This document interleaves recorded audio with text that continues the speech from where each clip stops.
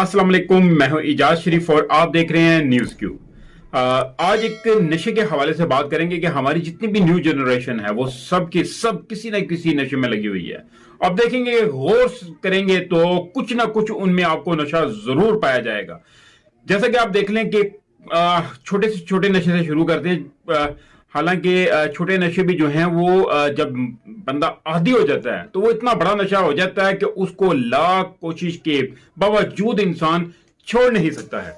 क्योंकि ऐसा होता है कि देख लें कि अब आप देखेंगे न्यू जनरेशन में जितने भी कोई लड़के हैं, कोई छालियां खा रहा है, कोई सुपारी खा रहा है और इसी तरह के पान हो गया और सिगरेट हो गया, सिगरेट के बाद चरस के बाद ये पाउडर और अब जो ये इतना बड़ा नशा निकला हुआ है आइस जो है ये यानी कि इसको आइस टॉफी भी कहते हैं लोग, लेकिन खैर अपने नशे के हवाले से वो कुछ ना कुछ नाम रख लेते हैं। तो ये जो है ये हेरोइन से भी 1000 गुना ज्यादा खतरनाक और तबाहकुन नशा है।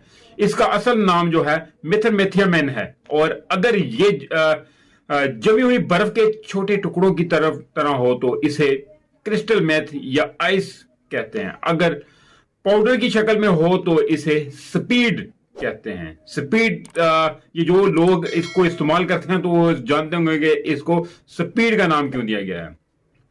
खैर शरपसंद लोग इसे एक और शक्ल यानी आइस टॉफी की सूरत में मार्केट में लेकर आए हैं और बदबख्त ऐसा ये जो है ये नशे को इस्तेमाल करने वाला शख्स पहले दिन से ही इसका आदी हो जाता है। एक दफा इस्तेमाल करने का असर 12 घंटे तक रहता है। इस्तेमाल करने वाला नशे 3 से 4 दिन तक जाग सकता है। आइस का नशा इस्तेमाल करने वाले शख्स की बकिया उम्र 6 महीने से 1 साल तक रह जाती है।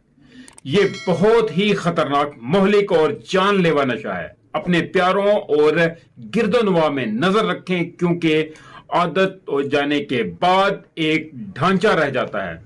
अल्लाह पाक हम सबको इस बुरे हाल और इन नशों से बचाए, आमीन। लेकिन अपने बच्चों की तरफ जो है आप लोग किसी भी तरह इस चीज को नजरअंदाज मत करें, क्योंकि बच्चों के ऊपर मुकम्मल नजर रखें कि वो सुपारी खा रहा है तो क्यों खा रहा है इसके पीछे, क्योंकि सुपारी के पीछे भी जब वो सुपारी खाएगा तो जाहिर सी बात है बाहर से सिगरेट पी के आएगा। जब सिगरेट पी के आएगा तो चरस की उम्मीद भी रखी जा सकती है। जब चरस की उम्मीद रखी जाती है तो फिर वो शराब भी पी सकता है, कुछ ना कुछ कर सकता है। लेकिन माँ बाप का फर्ज है कि इसके ऊपर कंट्रोल करें और उनके ऊपर नजर रखें। जब नजर रखी जाएगी तो फिर इन मामला से तकरीबन 50% तक हम लोगों को बचने में जो है वो मदद मिलेगी। इसी तरह स्कूल कॉलेजेस में मास्टर जो होते हैं, जितने भी टीचर्स होते हैं, उनके ऊपर बहुत बड़ी जिम्मेदारी है कि वो इर्द गिर्द के माहौल पे नजर रखें। लेकिन वहां पे भी कुछ ऐसे शरपसंद हैं जो लड़कियों लड़कों को आदी बना रहे हैं और उसके बाद उनका बहुत ज्यादा नाजायज इस बच्चों का इस्तेमाल भी होता है और उनसे पैसे तो जाते ही जाते हैं और भी बहुत सारे मामला खराब होते हैं। लेकिन इस बुराई से बचने के लिए है कि तमाम तर लोग जो हैं अपनी जिम्मेदारी का एहसास करें और अपनी जिम्मेदारी को अच्छे तरीके से निभाएं तो इंशाअल्लाह ताला हमारा मुल्क और बच्चे बच सकते हैं। तो अल्लाह ताला हम सबको इस से बचाए और सब बच्चों को महफूज रखे। इसके साथ ही मुझे इजाजत दीजिए, मिलते हैं अगले व्लॉग में। तब तक के लिए अपना ख्याल रखिएगा। काइंडली जिस दोस्त ने अभी तक मेरे चैनल को सब्सक्राइब नहीं किया तो काइंडली चैनल को सब्सक्राइब जरूर कर ले और बेल आइकन के बटन को भी जरूर दबा दें ताकि मेरी हर नई आने वाली वीडियो का नोटिफिकेशन आपको मिल सके।